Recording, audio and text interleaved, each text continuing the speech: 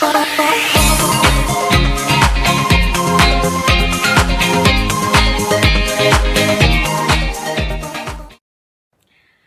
pagi Sobat Komunikasi semuanya, saya Ecak Masita. Selamat datang di acara Talkshow yang diadakan perdana oleh Program Studi Ilmu Komunikasi.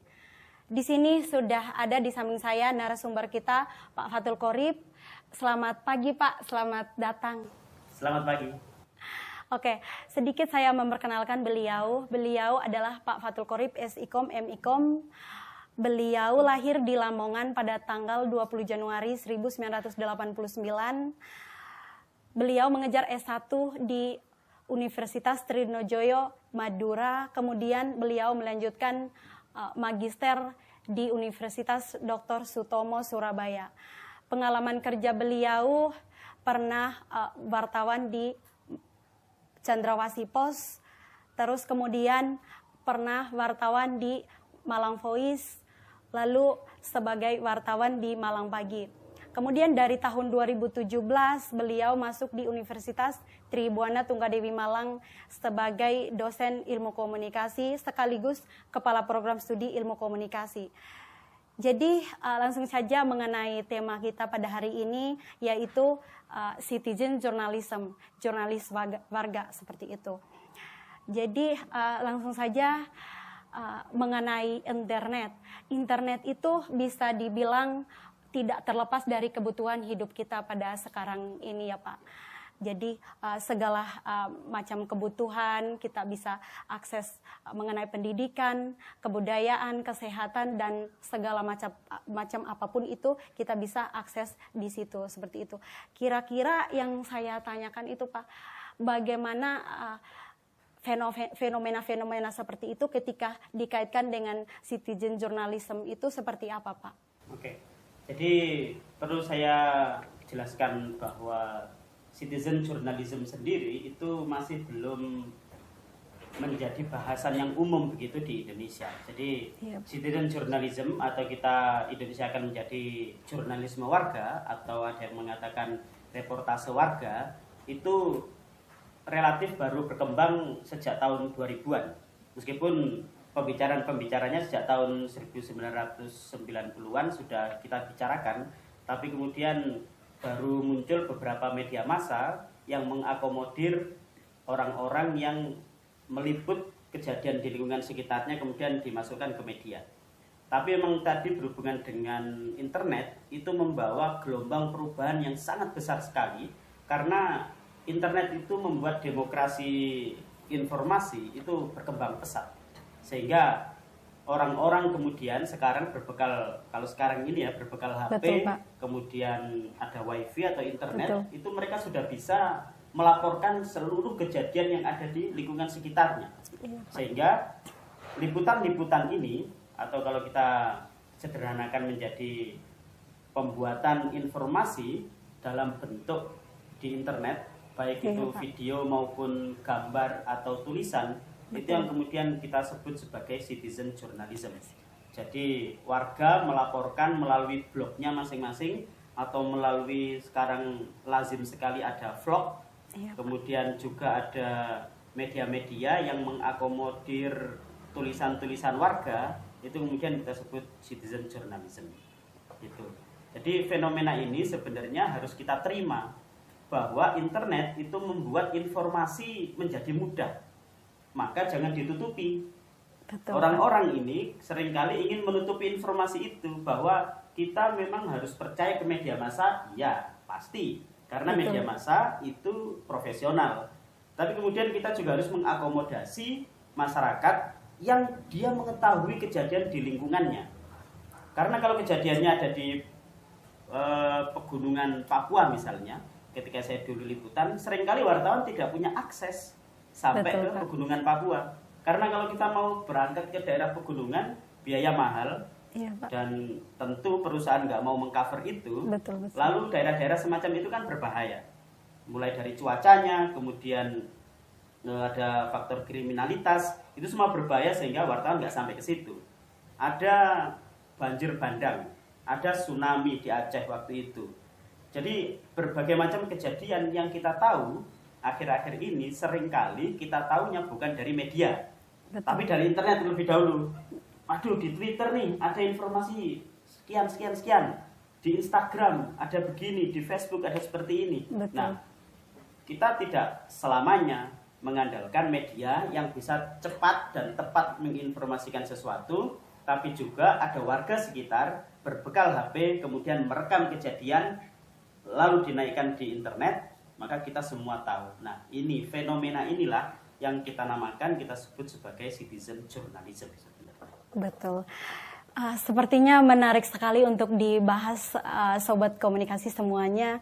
Jadi sebenarnya citizen journalism itu apa sih Pak? Jurnalis warga itu seperti apa sih Pak?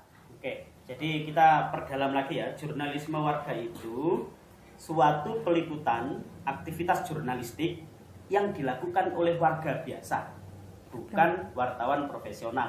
Ini kalau kita pengertian konsep dalam buku ya.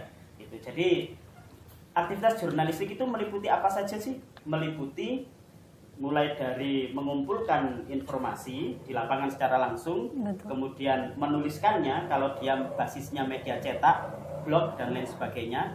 Kalau dia basisnya media elektronik, radio, maka dia merekam secara audio. Kalau basisnya YouTube atau media elektronik audiovisual, maka dia merekam audiovisual. Betul. Jadi mulai dari mengumpulkan, kemudian memproduksi ini, sampai dia mempublikasikan. Jadi Betul. di antara itu, kalau citizen journalism tidak ada proses editing. Atau dalam media massa kita ada sebutannya gatekeeper di media massa. Gatekeeper itu orang yang nanti sebagai pembatas apakah informasi ini layak apa enggak naik di media massa. Tapi bagi citizen journalism nggak ada, karena mungkin dilakukan satu orang. Jadi Betul. misalkan saudari Ecak tinggal di NTT. Nah, saudari Ecak di sana kemudian melihat ada kebakaran di pasar. Kebetulan saudari Ecak jualan untuk dana usaha kampus misalnya. Jualan di sana, kemudian ketika jualan melihat ada kebakaran. Wartawan belum datang nyampe situ. Iya Pak. Kamu sudah di situ kemudian langsung ngerekam. Setelah ngerekam diunggah ke YouTube sendiri. Ada orang yang akan mengedit? Nggak ada. Tapi kalau wartawan profesional, maka dia dikirimkan ke kantor. Di kantor Betul. ada editor. Ada editornya itu editor bahasa, ada editor teknis, ada editor substansi. Jadi secara teknis tulisannya 5W1H lengkap gak nih? Narasumbernya lengkap gak nih? Begitu, teknis. Tapi kalau substansi dia akan melihat, oh isinya ini kurang lengkap ini. Karena kurang lengkap, maka dia harus dilengkapi lagi dengan narasumber yang lain. Kalau editor teknis biasanya lebih ke bahasa, misalnya kurang kebakaran, K-nya kecil, harusnya besar. Betul. Kebakalan, L harusnya R, macam begitu. Itu Betul. editor teknis. Nanti kalau substansi itu lebih ke isinya. Nah, itu adalah wartawan profesional. Tapi kalau wartawan jurnalis warga, dia nggak ada itu. Pokoknya rekam, muat, tulis, naik di blog. Nah, semacam itu. Jadi ini sebenarnya konsep dasar yang mendasar ya terkait dengan citizen journalism. Seperti itu. Oke, sepertinya menarik sekali kalau misalnya dilihat dari pengertiannya seperti itu, Pak. Kira-kira kalau misalnya dibandingkan antara citizen journalism sama wartawan yang betul-betul punya profesional seperti itu, Pak, yang pada dasarnya punya kode etik jurnalistik, punya asas-asas kode jurnalistik, begitu Pak. Jadi kira-kira bisa disejajarkan Pak antara wartawan yang punya profesional sama citizen journalism. Oke, ini pertanyaan menarik sekaligus diskusi yang tidak ada habisnya di tingkat wartawan sendiri. Betul. Sehingga media massa sebenarnya sudah lama mengakomodasi masyarakat yang ingin menyuarakan atau memberitakan lingkungan sekitarnya. Kalau teman-teman lihat ada di net dulu, di net itu ada CJNet, Citizen Journalism Net.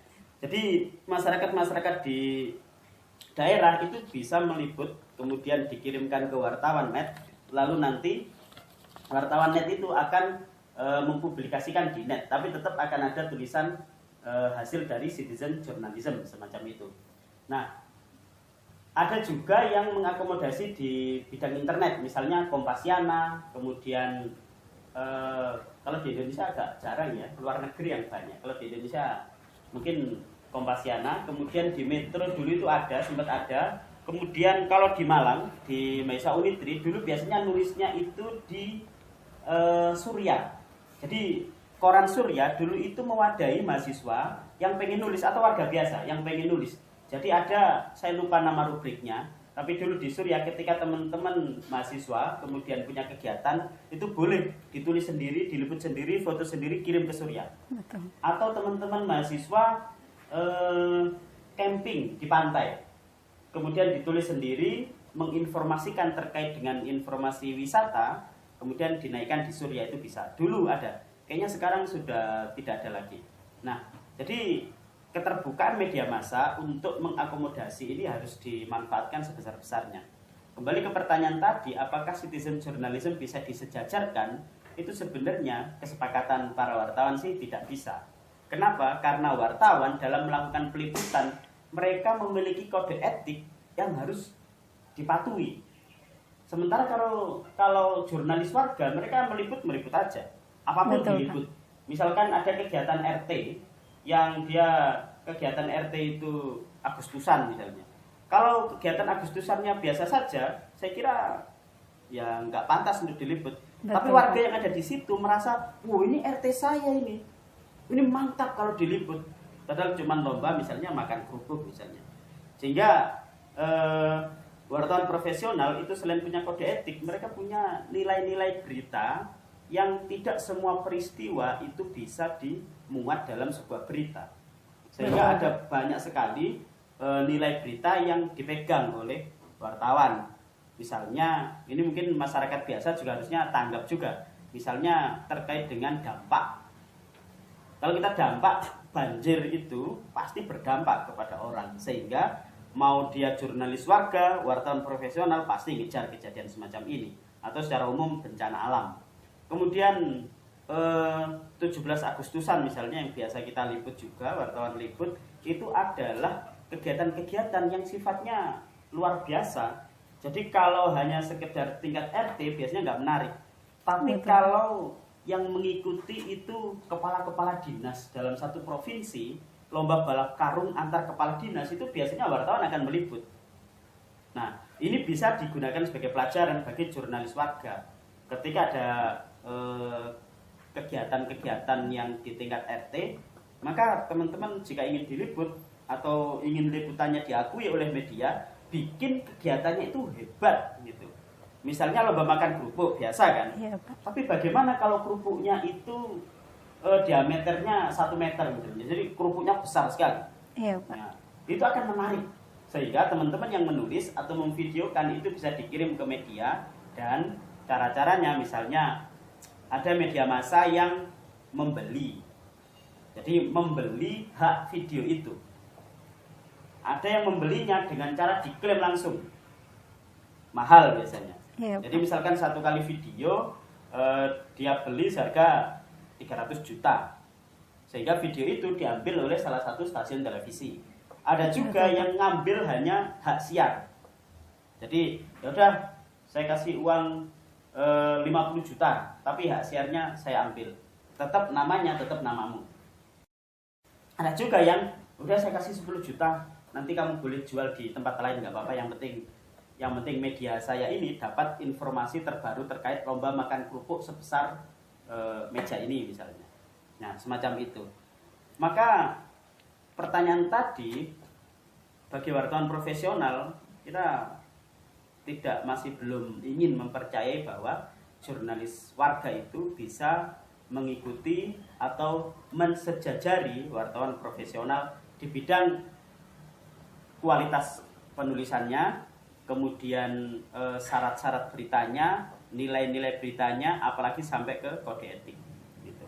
Karena wartawan banyak sekali diikat oleh berbagai macam etika, dan kita diawasi oleh seluruh orang yang menjadi konsumen dari berita kita.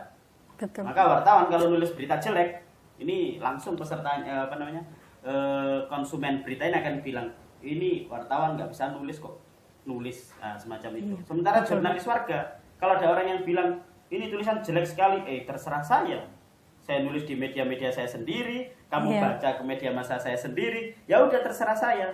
Mau video saya goyang-goyang, mau video saya lurus, nah, nggak masalah. Tapi kalau wartawan profesional pasti akan dievaluasi oleh perusahaannya. Begitu. Oke.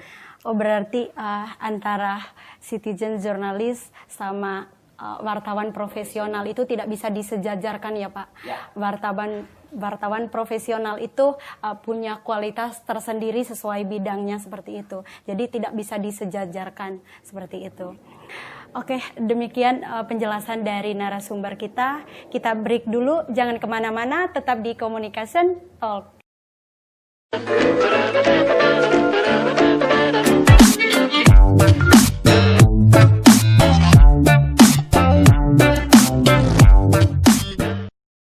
Kembali lagi bersama saya Ecak Masita di Communication Talk.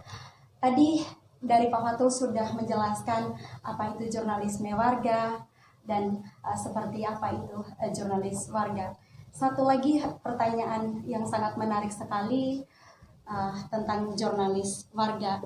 Jadi seperti apa sih proses-proses untuk masuk di dalam bagian jurnalis warga, Pak? Oke, jadi terkait dengan gini ya, untuk proses menjadi seorang jurnalis warga gitu ya. Jadi kalau kita warga biasa dan kemudian kita ingin menjadi seorang jurnalis warga, itu sebenarnya di zaman sekarang ini sangat-sangat mudah sekali. Jadi tadi yang saya jelaskan di awal, kita cukup punya HP. Sekarang kayaknya semua orang punya HP ya. Jadi cukup punya HP dan kemudian wifi atau pakai data, maka kita sudah bisa menjadi seorang jurnalis warga begitu. Jadi sekarang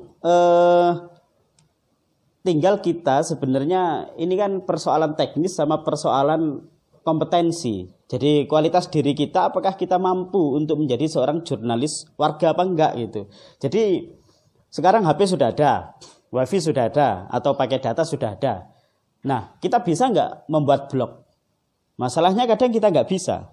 Kita punya YouTube channel apa enggak? Enggak punya. Jadi kalau kita nggak punya blog, kita nggak punya YouTube channel, kita Facebook juga cuman untuk cari-cari informasi nggak jelas, apalagi kita termakan hoax, begitu. Kemudian media sosial kita nggak akrab, jadinya kita akhirnya nggak bisa gitu loh. Atau kita punya hal-hal punya HP, punya wifi, punya Facebook, punya YouTube channel, tapi kita nggak punya keahlian, kita nggak punya kemampuan yang mendasar terkait bagaimana mengambil video yang baik misalnya. Jadi kalau kita bilang jadi jurnalisme warga yang biasa, oke, gampang sekali. Tapi bagaimana kalau kita menjadi seorang jurnalis warga yang kredibel, yang kompeten, yang hebat, yang keren, macam begitu. Jadi kalau kita sekarang melihat di YouTube itu ada banyak sekali orang yang ngevlog, maka sebenarnya dia sudah bisa menjadi seorang jurnalis warga yang bagus, yang hebat. Jadi kadang keilmuan jurnalis ini tidak dimonopoli oleh anak komunikasi misalnya, seperti mahasiswa atau saya, tidak dimonopoli oleh kita. Tapi siapapun yang punya keinginan untuk belajar, bahkan hanya berbekal YouTube saja, kita akhirnya bisa menjadi seorang jurnalis warga yang keren begitu. Sehingga apa sih yang harus kita siapkan misalnya? Pertama tentu saja peralatan secara teknis. Yang kedua kita perlu meningkatkan kualitas diri. Maka yang harus kita pelajari adalah bagaimana sih cara menginformasikan sesuatu dengan baik gitu. Maka kita menyontoh apa yang dilakukan oleh wartawan. Pertama, seorang wartawan itu kalau nulis berita dia akan mempertimbangkan 5W1H. Jelas ya. Jadi what, who, where, when, why, how, itu penting. Kita seringkali kadang meremehkan, apa sih cuma 5W1H? Gampang gitu aja. Tapi buktinya mahasiswa meskipun kuliah sampai 1-2 tahun, 1-2 semester, itu untuk nulis berita juga masih harus belajar lagi dan lagi gitu loh. Nah, wartawan bertahun-tahun kalau dia nggak perhatian juga bisa jadi akan ada yang kurang gitu dari sisi editornya gitu. Jadi seorang pimret juga pasti akan gelisah. Ini kenapa wartawan saya kok tulisannya selalu kurang dalam how, terutama biasanya dalam menjelaskan ini dari mana ke mana, bagaimana kejadian itu terjadi di awalnya. Semacam itu kan kadang luput dari perhatian wartawan. Nah, apalagi ini adalah seorang jurnalis warga begitu. Jadi tentu 5W1H yang jelas. Ini penting. Cuman ini kalau kita mau belajar lebih, tentu anak jurnalis atau anak komunikasi. Seorang jurnalis warga bisa mempelajari di YouTube. Yang biasanya dosen-dosen komunikasi juga membagi share terkait dengan materi perkuliahan di YouTube juga, dan itu terbuka. Maka ilmu sekarang sudah terbuka lah. Banyak sekali yang bisa kita akses. Pertama itu, dan yang kedua kita harus ingat misalkan model kepenulisan berita yang piramida terbalik gitu ya. Ini klasik tapi penting. Sampai sekarang kita pelajari itu hanya kayaknya sekedar menjadi teori, bahwa teori penulisan berita yang baik adalah piramida terbalik. Oh, gini jadi love ya, nggak jadi. Piramida terbalik. Jadi yang penting ada di atas. Yang paling penting ada di atas. Paling penting itu apa? Biasanya kalau nggak what, who. Biasanya. Jadi misalkan dalam setiap pemberitaan kita pasti tanya, ini berita tentang apa? Oh, berita tentang korupsi di DPR. Oh, berita tentang seorang menteri yang ditangkap KPK. What? Itu yang paling penting pasti ditaruh di awal. Nggak mungkin yang penting itu taruh di akhir. Kenapa hal itu dilakukan oleh seorang wartawan? Karena zaman dulu redaktur dan editor ini nggak mau pusing-pusing lah ketika berita itu masuk ke kantor redaksi, dia mau cetak ternyata kekurangan halaman, maka salah satu jalannya adalah beritanya dipotong. Tapi kan repot, motongnya di mana ini? Di atas, di tengah, di bawah. Nah akhirnya karena bentuknya piramida terbalik, potong bawah. Kenapa? Karena yang bawah nggak terlalu penting. Dipotong aja, nggak usah konfirmasi ke wartawan. Atau konfirmasi, bro, ini berita yang paling bawah saya cut yang terkait informasi ini, karena halamannya nggak cukup. Nah, jadi semudah itu akhirnya kalau piramida terbalik. Nah, piramida terbalik dalam dunia internet saat ini juga penting. Kenapa? Karena orang sekarang kan cenderungnya baca media itu judul, lead, kemudian sok tahu, skip. Gitu kan? Judul, skip. Judul, oh skip lagi ya, macam begitu ya. Jadi sehingga judul sama lead itu harus menjadi bagian yang paling penting dari sebuah pemberitaan. Apalagi media online, apalagi jurnalis warga. Dia harus mempertimbangkan itu. Sehingga yang paling penting ada di atas. Bawah, nanti kurang-kurang penting nggak apa-apa. Sehingga orang ketika nonton 3 menit pertama di YouTube, udah selesai lah, nggak apa-apa. Semacam itu. Jadi 2 itu. Kemudian yang ketiga, nilai. Nilai ini penting. Jadi untuk menjadi seorang jurnalis warga yang baik, dia harus memperhatikan nilai berita. Yang tadi mulai dari dampak, proximity itu kedekatan, kemudian kedekatan ya. Jadi kalau ada berita terkait Unitri, maka warga yang paling akan baca pertama kali adalah warga Telogomas. Macam begitu. Nggak mungkin warga dari daerah-daerah Sukun. Karena daerah Sukun sana yang dia pedulikan, kampus yang dekat adalah Unikama, semacam itu. Kalau Unitri yang dekat sini, warga Lowokwaru, kalau ada wisuda di sini, dia akan membaca berita. Oh, Unitri wisuda, mana nih pos-pos yang nanti jalan-jalan yang rawan kemacetan? Itu proximity. Ketika teman kita ada yang meninggal kemarin, orang yang paling harus baca duluan dan pengen baca itu pasti mahasiswa kita, gitu. Sehingga ini proximity penting untuk diperhatikan. Nah, kemudian selain proximity ada ketokohan, gitu. Tokoh itu penting dimanapun. Jadi dalam setiap pemberitaan wartawan itu pasti mempertimbangkan tokoh. Kalau Sumpah Pemuda kemarin yang dipertimbangkan menjadi tokoh adalah Megawati misalnya, sehingga kemudian Megawati melakukan jumpa pers. Semua wartawan meliput. Kenapa? Karena Megawati itu tokoh, gitu. Terlepas dari apapun yang dikatakan, karena kontroversi dari kemarin kita baca di media dan di media sosial, gitu. Tapi tokoh, maka ketika dia tokoh, kita akan mengikuti kemanapun dia pergi. Kalau ada seorang yang nggak kita kenal jatuh di selokan, biasa aja. Weh, jatuh, hati-hati bro, selesai. Tapi kalau yang jatuh itu pejabat publik, bayangkan. Bisa menjadi berita viral, andalan kita sekarang viral. Jadi ketokohan itu penting sekali untuk diikuti, nah, semacam itu. Atau yang lain misalkan selain tokoh ada human interest misalnya. Human interest itu kisah-kisah yang bisa membuat kita tersentuh. Jadi kisah kejadian-kejadian kemanusiaan, orang-orang miskin yang belum mendapatkan bantuan, kemudian orang-orang yang berprestasi, sementara bapaknya adalah tukang becak, petani, tapi kemudian dia IPK-nya 3,8, 3,9, apalagi 4, lalu dia menjadi wisudawan terbaik. Nah, itu adalah human interest, bisa dimasukkan ke situ. Nah, nilai-nilai berita ini penting untuk diketahui oleh seorang jurnalis warga. Maka seorang jurnalis warga ketika menghadapi suatu peristiwa, persoalan, maka dia akan melihat ini sesuai dengan nilai berita apa enggak. Gitu. Oh, bernilai ini. Kalau bernilai berarti maksudnya adalah pasti ada yang baca, pasti ada yang nonton. Harus dipertimbangkan itu. 3. Kemudian yang terakhir sebenarnya yang juga penting sekali ini bagi wartawan, tapi juga bisa ditiru oleh seorang jurnalis warga, yaitu etika. Kalau di zaman internet kita kenal etika berinternet, nah, macam begitu. Itu bisa digunakan sebagai panduan oleh seorang jurnalis warga ketika meliput sesuatu sampai ke mempublikasikannya.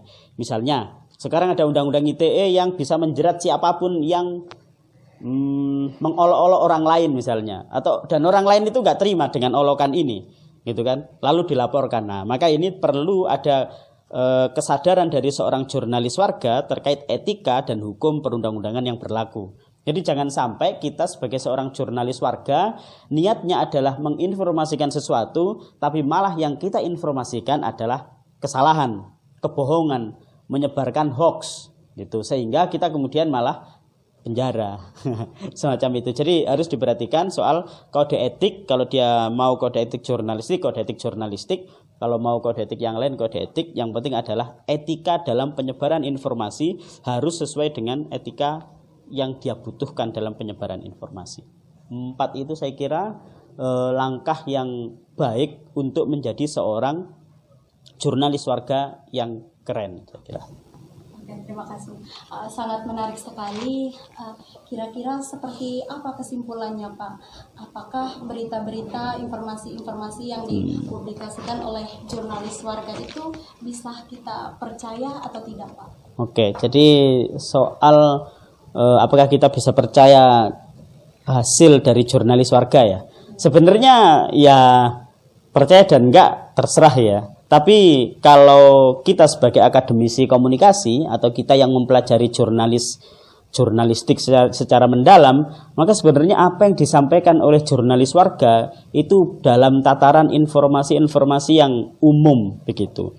Kalau mau percaya ya boleh, nggak percaya nggak apa-apa gitu. Ini sama persis seperti ketika kita dikasih tahu teman, "Hei bro, ada kebakaran ini. Di mana? Di Flores." "Oh iya kah? Kau tahu dari mana?" Ini saya baru baca media." Kita nggak tahu dia baca media betulan apa enggak. Nah, sama seperti itu. Kualitas informasinya. Karena gini, jurnalis warga itu tidak berpegang kepada sebuah perusahaan media yang dia memegang teguh kode etik. Sehingga ketika dia berbohong dan tidak ada yang disakiti dalam kebohongannya ini, misalkan dia menyebarkan gagasan, menyebarkan informasi ada pencurian di suatu desa, di suatu provinsi misalnya. Dan kalau nggak ada yang mengkonfirmasi terkait pencurian itu, ya akan hilang begitu saja, gitu loh. Jadi beritanya ya ada, informasinya ada, tapi berita ini dipercaya apa enggak ya agak susah sekali, gitu. Makanya akhirnya lambat laun kita ingin begini, seorang jurnalis warga atau penyebar informasi yang baik di internet, dia harus mulai memperhatikan kepercayaan itu. Karena ngapain sih mereka mau jadi jurnalis warga? Karena kebanyakan ya, selain mungkin untuk eksistensi, tapi juga untuk mencari uang misalnya. Karena banyak sekali media-media informasi yang bersebaran di internet itu dia menggunakan Google AdSense misalnya. Sehingga ketika semakin banyak orang ngeklik, maka semakin banyak dia mendapatkan uang. Gitu kan. Tapi bagaimana kalau berita-beritanya jelek, berita-beritanya nggak bisa dipercaya, tulisan atau videonya susah dipahami, maka nggak akan ada orang yang datang. Kalau nggak ada orang yang datang, eksistensi nggak dapat, uang juga nggak dapat, gitu kan. Nah, maka jurnalis warga ini harus mulai memperbaiki konten. memperbaiki konten secara teknis, juga memperbaiki kepercayaan publik terhadap jurnalis warga. Sehingga kita semua nanti akan, kalau ada informasi apapun, baca di media ini. Bagus dia kalau menyajikan fakta. Beda dengan media. Dia punya perspektif sendiri, keren. Kita tonton di media itu. Sehingga dia akan mendapatkan banyak klik, dan banyak klik itu menghasilkan iklan, iklan menghasilkan uang bagi dia. Demikian, itu untuk kepercayaan kita terhadap jurnalis warga. Aduh, luar biasa sekali, lengkap sekali pembahasan dari Pak Fatul. Mungkin sekian dari perjumpaan kita hari ini. Terima kasih banyak buat Pak Fatul. Ya, sama-sama. Sampai jumpa di pertemuan berikutnya. Saya Ecak Masita, terima kasih.